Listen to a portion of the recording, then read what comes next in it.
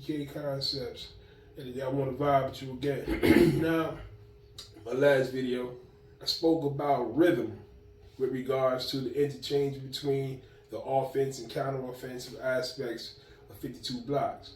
But rhythm plays across spectrum, right? So when you put together your punch combinations, there's also a rhythm, right? The rhythm has to make sense. Otherwise, when there are gaps in the beat or gaps in the rhythm, those gaps are where your opponent has an opportunity to counterattack you. And like I said before, you don't want to give him a say, right? So I saw a video just the other day. I think it was an older video, about 10 months old now, from another instructor who was demonstrating throwing a 1-2-3 combination, right? Which we know if we box is the jab, the cross, and the hook.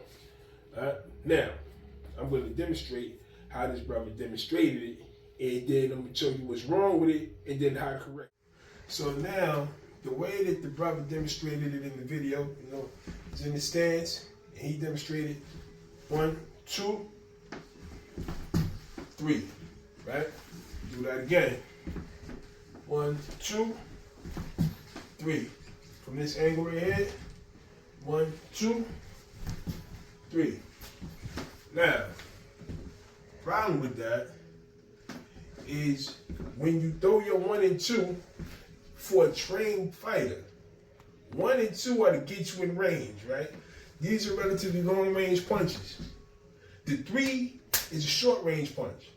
So if I throw my 1 and 2 from back here, if I'm throwing punches at my opponent, unless he's moving forward, if he's backing up or doing anything else, for me to be throwing these punches means he's at some range from me, some distance. So to stop, move forward, and then throw my 3, I don't have any cover fire protecting me while I'm covering that distance between us, right? That's tactically unsound. It makes no sense.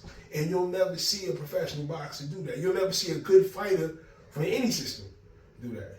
Your footwork, the 1-2 is intended to cover your footwork, to hide your intent, right?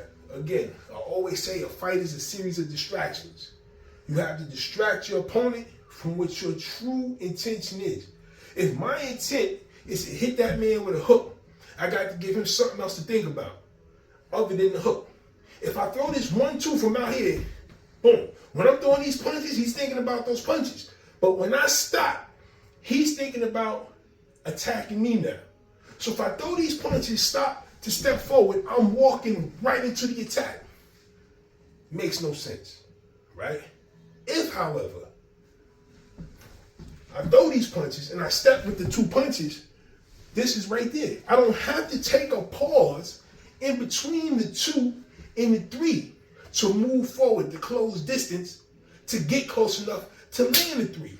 I use my footwork when I do the 1 and 2 when I'm in position. As soon as that 2 comes back, the 3 is coming out. That's more sound, right? See the beat, right? This is his rhythm. 1, 2, pause, move, boom, 3, right? As opposed to 1, boom, boom, right? We got boom, boom, boom, and boom, boom, boom. Big difference, right? Time is everything, right? Time is everything. Beat is everything. Rhythm is everything. Because the rhythm denotes increments of time. The more time it takes me to get in range in order to deliver this strike, the more danger I'm in of a counterattack. Now, I'm going to show using Bob. Using Bob, right, to get a better idea of the distance. If I'm here, I can hit Bob with my jab, I can hit it with my cross, right? So again, as the other instructor was demonstrating, he did the 1, the 2. I can't throw the 3 from here because I can't hit Bob with the 3. He's closing the distance, basically walking right into this punch, doing nothing, right? And then throwing his 3, right? I'll use this side. So he's doing his 1, his 2, closing the distance, essentially walking into a punch, and then doing his 3, right? Side note, in this video, there was no moving his head offline or anything like that. He just walked straight forward and threw the hook, right? Again, you can see why this makes no sense right there. All right, now, The other way, if, give Bob his summarized one back here. If, however, I'm here and I step, by the time this punch comes out, I'm already throwing the hook, right? I'll do it with right hand lead, southpaw. So I go 1, 2, 3, right? Boom. I hit, boom. Right?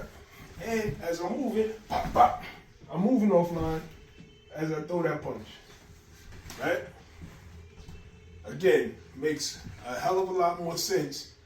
I'm assuming that he's going to throw a punch back. So I'm treating this just like a firefight.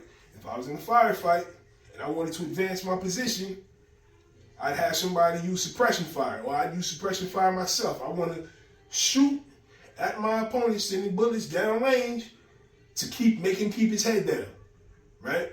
Boom. This is me sending bullets down range, right? It's my cover fire. I'm moving behind the cover of these punches. He either has to move his head, step back, or put up a defense, right? Either way, he's occupied with dealing with these punches first, which allows me to close distance. I'm advancing behind cover, right? Once I advance behind cover, I can hit, right? Boom. So I hit, pop, pop, boom, right? From the other side, pop, pop, boom. Right? I guess Bob didn't want his sport.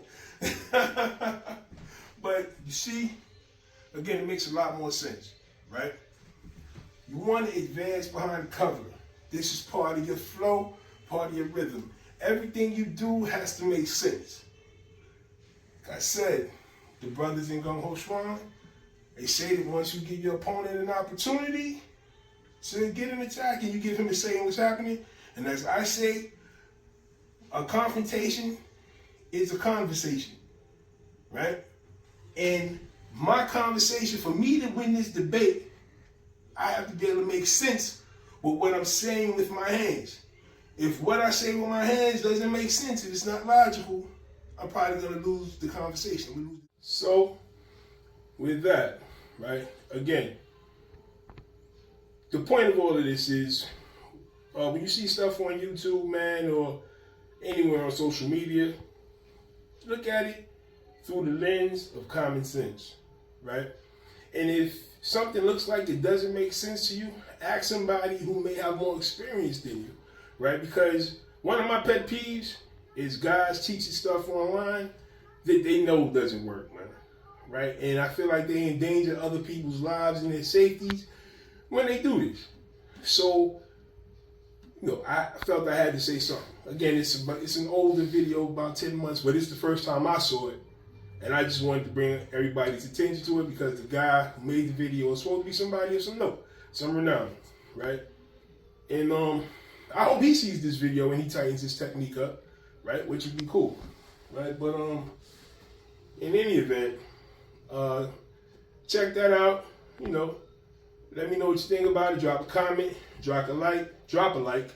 Subscribe to the channel if you haven't subscribed already. And I will see you on the other side.